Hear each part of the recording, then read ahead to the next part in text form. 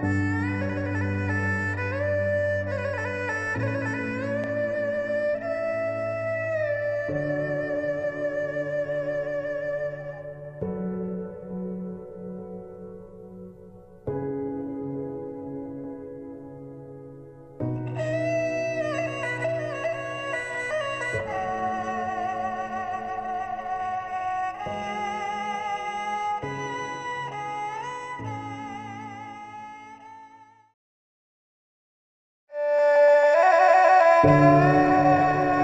ាត់គេត្រចៀកយើងគេមានសិទ្ធិនិយាយហើយអ្នកមានសិទ្ធិស្ដាប់ឬមិនស្ដាប់គ្មានអ្នកណាបង្ខំអ្នកទេអ្នកមិនអាចផ្ទប់មាត់គេបានទេតែអ្នកអាចផ្ទប់ត្រចៀកអ្នកបានបើអ្នកគិតថាវាគ្មានប្រយោជន៍គ្មានតម្លៃសម្រាប់ខួរក្បាលអ្នកគិតមេរោគអាចឆ្លងចូលចិត្តអ្នកតាមទ្វារត្រចៀកបើអ្នកចេះតែយកពាក្យពេចន៍ទឺដងគេមកគិតហើយដេកក្តៅក្រហាយពេលគេនិយាយស្ដាប់ចុះតែត្រូវពិចារណាបើវានាំឲ្យចម្រើនចំណេះដឹងនិងគុណធម៌ស្ដាប់ឲ្យច្រើនចុះតែបើជាពាក្យឌឺដងចង់ឲ្យអ្នកក្តៅក្រហាយទេកុំស្ដាប់អីហើយបើជ្រុលជាស្ដាប់ទៅហើយឆាប់ភ្លេចទៅទុកខួរក្បាលអ្នកគិតរឿងណាមានប្រយោជន៍វិញយកពាក្យពេចន៍ឌឺដងគេច្រើនមកទុកក្នុងខួរក្បាលអ្នកនឹងសម្បូរមេរោគ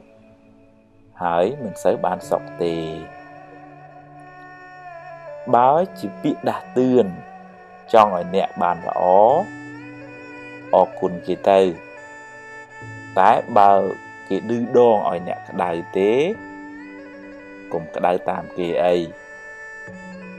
កុំផ្ញើសេចក្តីសុខនៅលើបបូរមាត់អ្នកដទៃឡើយ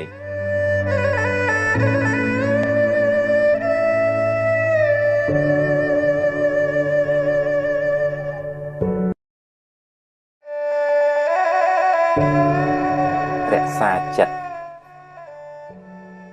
អ្នកហោះហើរទៅណាអ្នកត្រូវតាមដានចិត្តអ្នកជាប្រចាំបើចិត្តខឹងក៏ដឹងថាចិត្តកំពុងខឹងហើយមិនថយល្បឿនកំហឹងបន្តិចមកបើចិត្តចំណែនដឹងថាចិត្តកំពុងចំណែនហើយទាញវាចេះអបអរសាទរគេវិញបើស្ដាយក្រោយដឹងថាចិត្តកំពុងតែស្ដាយក្រោយហើយទាញវាត្រឡប់មកវិញប្រាប់ថារឿងហួសទៅហើយកុំស្ដាយអីបើចិត្តរីករាយចិត្តល្អចិត្តមេត្តាចិត្តបុណ្យក៏ដឹងថាចិត្តrấtល្អហើយព្យាយាមចម្រើនចិត្តប្រភេទនេះឲ្យបានច្រើនធ្វើជាប៉ូលីសតាមដានចិត្តអ្នកនាំឲ្យវាគិតរឿងត្រូវរឿងល្អទើបមិនសូវស្មុគស្មាញហើយមិនសូវមានទុក្ខកុំធ្វើជាជនរងគ្រោះឲ្យចិត្តធ្វើបាបអ្នកតាមចិត្តឡើយត្រូវបង្កើនស្មារតីធ្វើជាម្ចាស់ធ្វើជាអ្នកបញ្ជាចិត្តវិញ